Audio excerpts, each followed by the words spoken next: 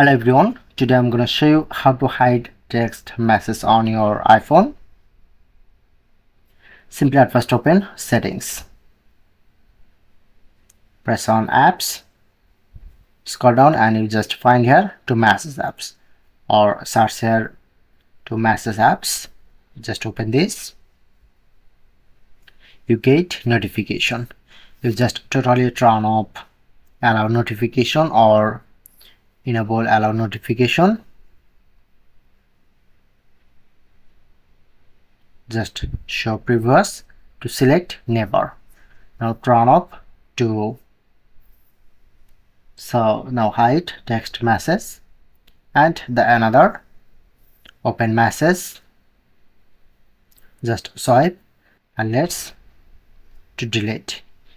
Okay, and just delete, and if you want to check it just press on.